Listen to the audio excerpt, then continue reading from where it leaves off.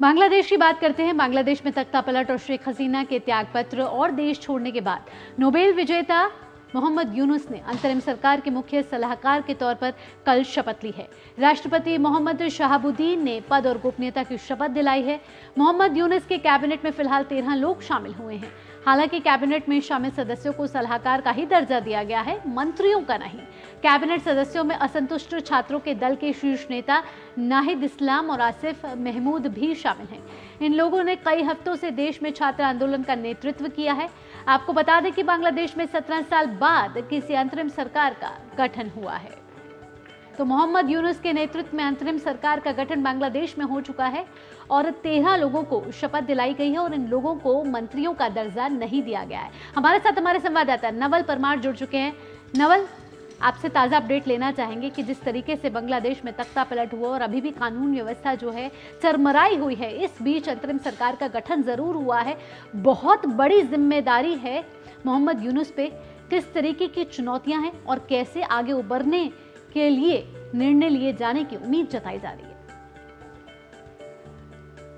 पहले तो मैं बताना चाहूंगा कि ये इंटरिम गवर्नमेंट है और उसको आर्मी का सपोर्ट। ये जो सिचुएशन हालात जो हुई थी उसके बाद जिम्मेदारी जो है आर्मी के ऊपर आई थी और आर्मी के जनरल जो है उन्होंने प्रेस कॉन्फ्रेंस में कहा था कि हम बहुत जल्द इंटरिम गवर्नमेंट बनवाएंगे और उसके साथ जल्द ही हम इलेक्शन करवाएंगे, नेक्स्ट फ्रेश इलेक्शन करवाएंगे। तो जो डॉक्टर प्रोफेसर यूनुस है उनके सामने जो चुनौतियां है उसमें पहले तो लॉ एंड ऑर्डर का सिचुएशन जो है, कानून व्यवस्था ठीक करने का, वो सबसे पहले है। क्योंकि पुलिस फोर्स जो है वो 5 अगस्त को जैसे वारदात हुई, मैडम हसीना का रिजाइन हुआ और लोगों का जो मार्च हुआ, उसके बाद पुलिस फोर्स जो है अपना ड्यूटी से बच रहा है, ड्यूटी पे ज्वाइन नहीं किया है क्योंकि कहीं ना कहीं वो डरे हुए हैं और कुछ हद तक उनका इन्वॉल्वमेंट भी था इस मूवमेंट में, प्रोटेस्ट को दबाने में। कुछ ऑफिसर्स जो थे वो इन्वॉल्व थे उसको प्रोटेस्ट को दबाने के लिए। तो पुलिस में काफी डर का माहौल है। जब तक पुलिस फोर्स जो है वो ड्यूटी ज्वाइन नहीं करेगा तब तक लॉ एंड ऑर्डर सिचुएशन को ठीक करने में दिक्कत होगा, क्योंकि आर्मी जो है वो है ऑन फील्ड, ग्राउंड पे है, लेकिन army is not train for maintaining law and order situation. तो एक तो ये चुनौती है। दूसरा चुनौती ये है कि लोगों ने इस जो मार्च में जुड़े या जो लोग रास्ते पे आए, उनका डिमांड ये नहीं था कि किसी मैडम हसीना को रिप्लेस कर किसी और को बिठा दे और वो शासन करे।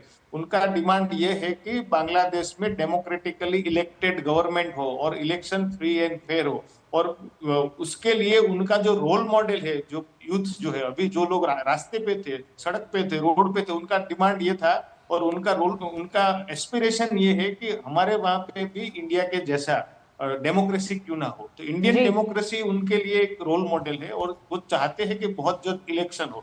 तो मोहम्मद यूनुस के सामने और उनकी जो कैबिनेट है उनके सामने सबसे बड़ी चुनौती है। और आर्मी के साथ भी ये चुनौती है कि कितना जल्द वो इलेक्शन करवाते हैं और इलेक्शन कितना फ्री एंड फेयर होता है, और उसके लिए जरूरी होता है डेमोक्रेटिक इंस्टीट्यूशंस का। जो नवल, यहाँ मैं आपसे ये भी पूछना चाहूंगी कि मोहम्मद यूनुस को प्रधानमंत्री नरेंद्र मोदी ने भी बधाई दी है, लेकिन साथ ही नरेंद्र मोदी ने यह भी कहा है कि वहां हिंदुओं और अल्पसंख्यकों की सुरक्षा की बात भी कही है। इस मसले पर मोहम्मद यूनुस के पास कितनी बड़ी जिम्मेदारी रहेगी, बहुत संक्षेप में बताइएगा।